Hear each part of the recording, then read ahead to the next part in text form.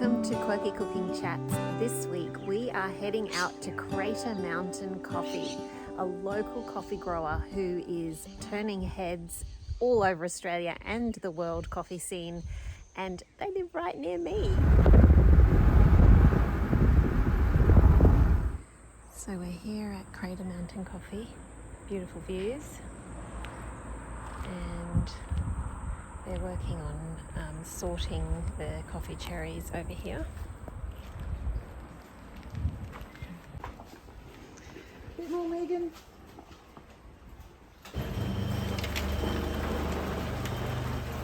Doing is we get to know every cherry by name. Yeah, that's right.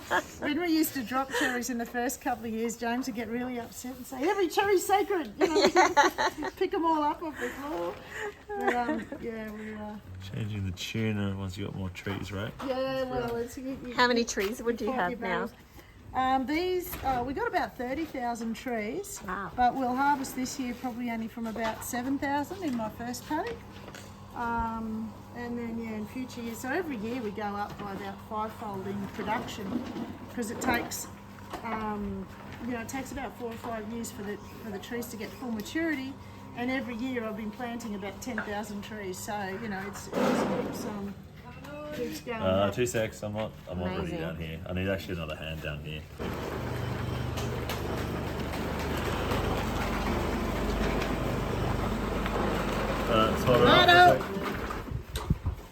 So what do you have to get rid of? All the overripe ones? These The overripe. overripe, underripe, and then the semi-ripe. Leaves Yeah. and things. So this Yep. is for some, and then over there they're making up some ferments. Oh. So you here is the Australian barista champ from Canberra. And so you guys have been working on making awesome coffee together, hey? We're trying, yeah. Hugh and these guys from Christian Hansen, the yeast suppliers, have been supplying us some really interesting cultures to ferment the coffee with. Oh, okay. Yeah, but yeah, Emil's all the way up from Denmark over there to help us out. Ah. So he's in charge of It's the chief way out scientist and today, Okay, getting all the okay. ferments set up. So the ferments are done in the barrels? Yep. Yeah. Okay. Yeah, so that one has got the non-Saccharomyces yeast in there, and It already smells like coffee. smells like it's fermenting. Yeah. It's almost got like So what kind of yeast? it's a pichia Okay. yeast. It's a non-Saccharomyces. It doesn't produce any alcohol, just flavour. Ah. Number one. Yep. Let's smell that one. Oh yeah, different. Yeah. You Smells can more really. vegetable-y. Yeah. It's just sort of beans, not Yeah. coffee yet. Yeah, that's the difference. Whereas this one's already smelling like coffee. So how long was it in here? I forgot. How long? These have only gone in here. These have only been in here since sort of midday today. And how long do they stay for? About 5 to 7 days. 5 to 7 days. Okay. Maybe even 8 or beyond. Yeah. We sort of, it varies. And I guess having the added cultures just really speeds up the whole process and makes it Controls it. consistent. It's more about controlling the fermentation so Yeah. that you get really nice flavours coming through. Because if you get kind of wild bacteria yeast that can create Sometimes, sort of unwanted yes. flavours and rotten flavours, and so here we're just controlling it with really good bacteria that keep it nice and clean, protect Yeah. it from unwanted fermentation, and Yeah. and produce flavour as well. Interesting. Okay, thank you. So interesting. Have you guys been to Far North Queensland before? You and I came up here earlier in the year, yeah. not when we were picking or anything, just more to visit. Yeah. Carlo used to come to the milk factory when we made cheese here. Oh, there you go. Yeah, Cool. so Yeah. in the old days of Malanda Milk. Yeah. Come up here every year. We supply Mungali Creek. All their, Okay. Mungali. all their cultures are from us. there you go. Mungali. Yeah. Well, they do good. They make It's got a few nice metres, I reckon. products. Yeah. I think this is speeding us up. I think so. For sure. So you're working on using different probiotic strains Different to ferment. cultures, Is that right? So different yeasts and bacteria. Okay. And so we've tried everything. Like these guys have got us some really interesting wine yeast and bacteria that we're using. These guys from Christian Hansen. Okay. But we've also experimented with other manufacturers. We've imported koji yeast from Japan, and we grow the koji on the coffee. So what's the koji yeast exactly? It's just a special yeast strain from Japan that they use to make like soy sauce, mirin. Like it's used in a lot of Japanese So foods. spores that they put on rice. and Right, roll on right. top. That'll do. So what gave you the idea to use that on coffee? Is this The internet. Looking for the next big thing. So The internet and Viddley, our mad scientist, he's not here at the moment. Oh, he's gone out to the harvester. We're just always looking at who's doing some interesting things with coffee around the world. Yeah. So, and people are always trying different yeast. So before, we used to try everything. We'd go to the local brewing shop and we'd buy beer yeast, wine yeast, champagne yeast, cider yeast, bread yeast. We tried everything. and then they found Christian Hansen. We didn't really know what we were doing. You were but having fun. We were having fun. We even tried just fermenting with what's on it, like just. Oh yeah, we did natural ferments, just Yeah. using I remember upper barrel talking yeast to you and about that a bacterias, couple of yeah. years ago. I Yeah. pulped it and then tried to put it in water and nothing. Actually, my honey process I really liked, and that was just using what's supplied in the wind and the clouds here. Yeah. And so- with honey. No, it's called a honey Oh, because process it tastes you know like when that. you pulp this, it's all slimy Yeah. and sticky, and when you go and dry them, it gets this lovely like honey Sticky. coating, sort of sticky before it dries properly. So yeah, it's called honey process, but it's got nothing to do with honey as we know it. Okay. But yeah, it can make we thought it made a really nice job on our coffees. Yeah, I did like that one. And so you're not doing that one now. Yeah, and I just need the right weather conditions. If I'm Okay. going to have, so we're going into a week of rain, so I won't do any honey process. But if we have the right weather, I'll just pulp the cherries, put them in the sun, and let them dry, and see what happens. So it's just a nice tactile way of making coffee. It's pretty easy. Yeah. And yeah, we've liked the results for espresso. Hold up. No. So when you've harvested the cherries, then they go through this process. Yep. And then how do you go from there? So first thing from harvesting, we wash and density separate. So that floats away like a lot of sticks and leaves and busted cherries. And then this is a second level of sorting that enables us to pick out a few green ones that have come through and other leaves and stuff that have come through. Now, why we're doing this hand sorting is because we're doing all these experiments on these Christian Hansen yeasts. So we want to make it sort of as clean as we can to put into the barrels to really test these cultures that they've given us. So you get we should get a much higher quality out of this hand sorting process. Yep. Otherwise, you get underripe, overripe, you get contamination, you get all sorts of stuff happening.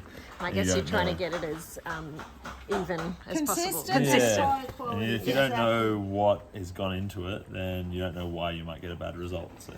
Yes, all the variables like cooking a recipe. That's right. Making amazing coffee. Well, we're trying. If we can make something, really interesting and unique. And that's That's pretty what much it's your all about. aim, isn't it? To Oh, do something a bit 'cause different. Yeah, I'm never going to be as big as those growers down at Mareeba and that. Yep. They're making, tons every day. But if I can make something interesting and It's more fun anyway. She's got better farmland anyway. Yeah, I got Oh, nice yes. countryside here. Better growing conditions, and then soon to have better varieties. And then if Ah, Got a getting few some new good varieties. you, And and I've if even you got treat it well, then she can be very different. yeah. And better machines coming to help sort it as well. Yeah, we can. Oh yeah, I've purchased this machine from China that should do this job we're doing now. Oh, that'll be handy. We'll see. We'll see if it works. Semi-do the job. Yeah. And the other thing, when last time Hugh was here, he got really It's got a excited few about meters, I growing think. coffee in the forest. So not Yes. only have I got the coffee in the rows, if you want to get some video of the harvester, Yeah, it would be good. Is that another? oh no, go over and get some video Let's of get that. another few meters, I think. He's harvesting now, but last time he was here, he said, "Why don't you plant some in the bush?" So yeah, we've got some coffee going in the forest as well. So that'll that's have to be good. Yep. hand-picked, but that'll be proper rainforest grown, shade grown. The real And- thing. Quality a lot. Yeah, the coffee we've planted in there in the last couple of years. We've never watered it, never fertilised it. Looks beautiful. Yeah, it's So- got all that natural mulch. and- Exactly, yeah. exactly. All that forest litter is really doing the thing for it. We got no pests on this coffee. In Australia, we don't have any pests that have evolved to get a taste for the caffeine yet. So So you often don't have to you'll use- see a little bite mark on the coffee, and the pest moves on to something more tasty. It's like, no, don't want the that. natural bitterness of the caffeine they don't go for. So That's yeah, it's handy. good not to have to spray the coffee with pesticides. That's so good. So how long does the whole process take? Okay, Trick so, question. Yeah. So we're hoping today to harvest about 2 tons of coffee, Wow. cherry, and that is going to take us probably Till midnight. 14 or 16 hours to sort it Oh, wow. and to get it into the barrels. Yep. And then it will stay in the barrels for a week, Okay. fermenting, and then we'll put it up in the greenhouse to dry, and it will probably be 20 days to dry. Okay. And then we do the milling, which takes the shell off. By that stage it's shell, it's not this wet skin anymore. And that can take, just another few hours. But then you really want to let the coffee rest for a while. So between picking and first drinking, what is it, you reckon, 4 months, Hugh? Wow. 3 months. 3 months? Yeah. Okay. I mean, we can taste it earlier, but it's just not as good. Not as rich or? Yeah, it just loses a bit of vibrancy. Flavors aren't as clear and expressive. Yep. It's a bit muddled in the flavor profile. Okay. So but it's about like a month, crudely, between when it comes in from the paddock, after it's gone through its sorting, fermenting and drying, and then we bag it up again and put it back in the shed. Is probably about a month. Okay. So. So then once it sits in the shed, then it's just there for a few Yeah, months. it just stabilises for a while. So then we'll try and use it sort of within 6 months. Do you do not the longer than roasting 12 here? months. I do some roasting here. So, but yeah, or companies like Hugh, if the coffee's good enough, they'll buy the coffee as green beans and they'll roast it. And they've got people who roast some of the best coffees from all around the world, so they really know what they're doing. Yes. with So those that's coffees. where's your roaster? We're based in Canberra. Yeah. Okay. So you do all that down there. Yeah, and we Just- roast for people all over the world. How did you get into all this? I was doing it alongside uni, so I was studying commerce, and I didn't really know what I wanted to do, and then found coffee, and then uni That became was less that. important. I finished it, but Well, it's but still now- useful. Yeah, I got a piece of paper. Helped me get a mortgage, with Unibank. So I guess there's my There you tangible go. benefit. There you go. But yeah, Hugh has travelled all over the world on different doing this sort of stuff on different farms, different experiments on different farms. That's how you find the good stuff. That's it. So Absolutely. yeah, so most coffee farms in All right, hold Australia don't go to this level of detail. So most coffee farms don't do the sorting that we do. Certainly not the hand sorting. A lot of them don't even do the machine sorting. at the Really? start. Okay. No, they just put it all in together and ferment it. Frogs and all. together. Yeah. Frogs and all. They have found tiny frogs before But that if you they've don't had really to sort have out. have the ability to grow a really high quality product, then putting in effort like this isn't I see. worth it. Wouldn't be worth it. You Yeah. can't put enough quality onto it to make it. So how do you grow a high quality product? Is that the It's like the terroir sort of thing. So where you are. The combination of soil aspect. I've got deep basalt soils here, but this is the edge of Mount Malanda, the old volcano that was erupting up here 10,000 years ago. so you've So I've got the right good deep location? basalt soils. Also slower ripening and Yeah. a bit of altitude can help. Yep. We're over 1,000 metres here. And when you were talking about growing in the rainforest earlier, so does it like shade? Yeah, so Ethiopia is sort of where coffee started essentially, and you just find it all in wild rainforests and jungles and everything. It's all under canopies being taken care of and sheltered by that. So So it's like the vanilla we were just talking about. Yeah, Similar, exactly. very similar. Yeah. exactly. Grows well in that area. So if you give it a happy life, then it'll give you happy flavour. Because you'd think Mariba coffee would be so different, Yeah, well, it is quite different. I mean, it's the same variety, actually. but that, is it grown? But it's got lower altitude. It hasn't got Yeah. as selective processing. It'll ripen a lot faster. So I was yeah. thinking hotter Yeah, because exactly. 'cause and it's not hotter. under the rainforest. So the coffee like builds up sugars during the day and they store them during the night. So when you get those cooler nights, you have more of them, and then that's storing more. So you get a denser bean and you get more intense flavour and sweetness. Better quality acid. So if you go really low growing coffee, you don't get a very clean flavour profile and a very distinctive flavour profile. And you get these wafery, nutty, sort of low quality finish that you have to try and, you're trying to put essentially makeup on the coffee to try and make it taste good processing. So the roasting, they try to make up for it there. No, I mean people trying to flavour their coffees. Oh, and trying yes. to do anything they can to obscure its But real identity. They'll also roast it a lot darker, won't they? Those lesser That's what I was quality wondering. coffees, Yeah. just to try and. Yeah, close down any expression Burn the of bad the taste. farm, essentially. Yeah. The old Italian roast, it's a lot of people really enjoy that up here. Yeah, and if yeah. you're adding like loads of milk and sugar to your Got another coffee, few metres, okay. That's true.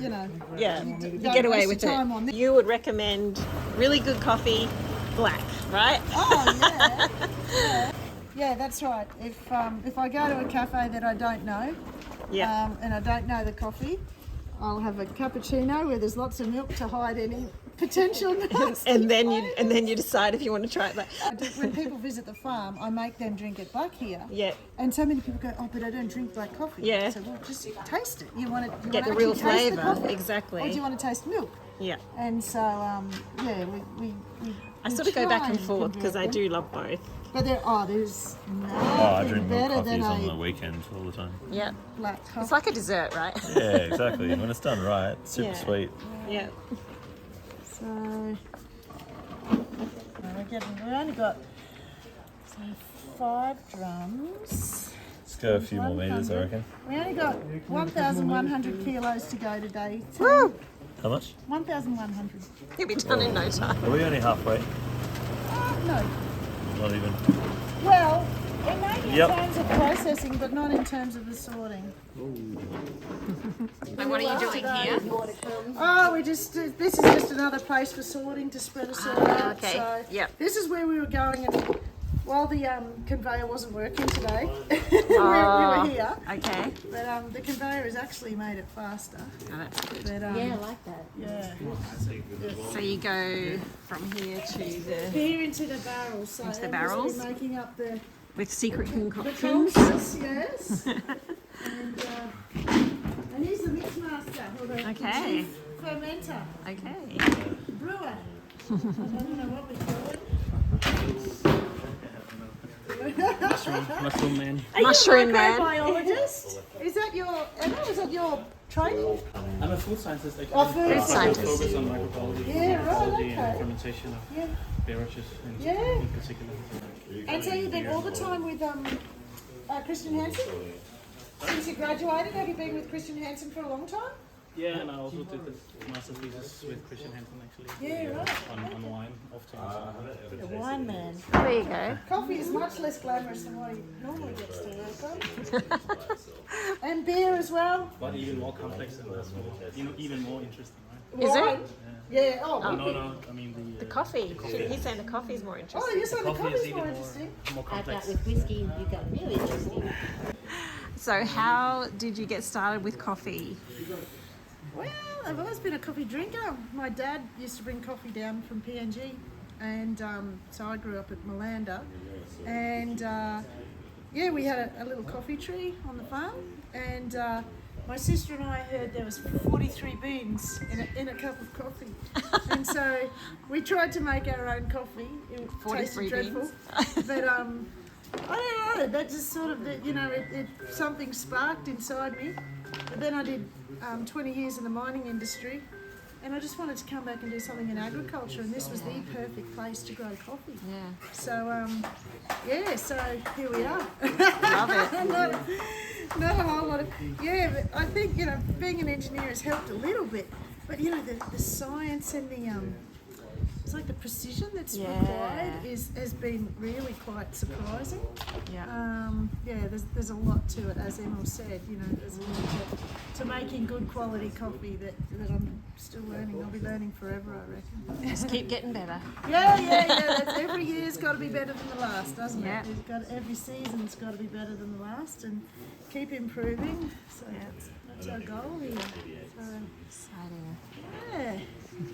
Actually, my family farm is not far from where you live, Joe. Is it? Okay, so you went to school here, you raised here, born and raised here? Yeah, born in Atherton, went to primary school in Malanda, then I went away to boarding school, then I went to college and did 20 years in Western Australia and overseas in the mining industry, and then the call of the mist and the drizzle of the Atherton table. There it is, guys. Back here. It's back. We had some sunshine before, but the mist and drizzle is back.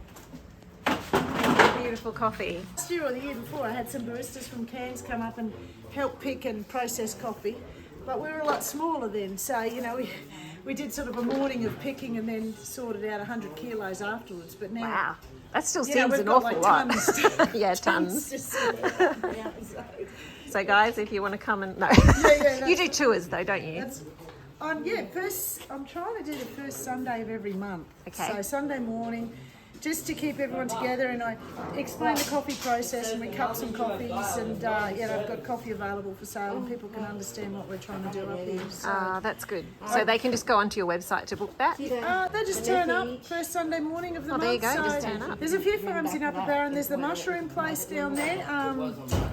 Golden Oak Mushrooms Okay. off Clarenbold Road. They do it on the same morning, and Albatross Farm, which is a little organic fruit and veg stall between here and Atherton. So we all sort of do it in the same morning every that's month, nice. and then people can do their little Sunday morning drive, get their coffee, their mushrooms, their veggies. I love it. Do you Go have and a relax. certain time you start, or? I only do it between 10 and 12, but Okay. the other guys do it between 9 and 1. So it's slightly longer window for them. But Yeah, 10 to 12, first Sunday of the month. There we go. Yeah. It's good fun. You'll find the address on the website. Yeah. It's actually a really nice way to connect with people. Yeah, it it is. is. It's great. I need to have it in a compressed time because other people, Oh, just yeah. come up and say, oh, can I come out? And you don't want to say no, but there's so many things going on. You just end up hanging out and chatting all day, like with me, you know. I am helping a little bit. India's helping. Keep going. No.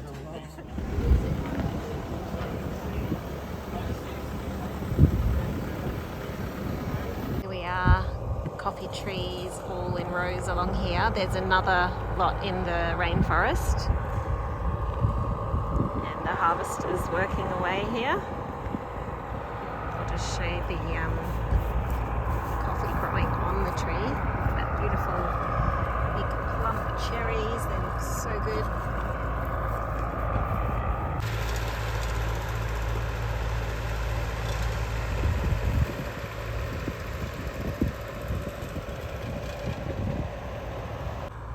So interesting to see how much work goes into a good cup of coffee.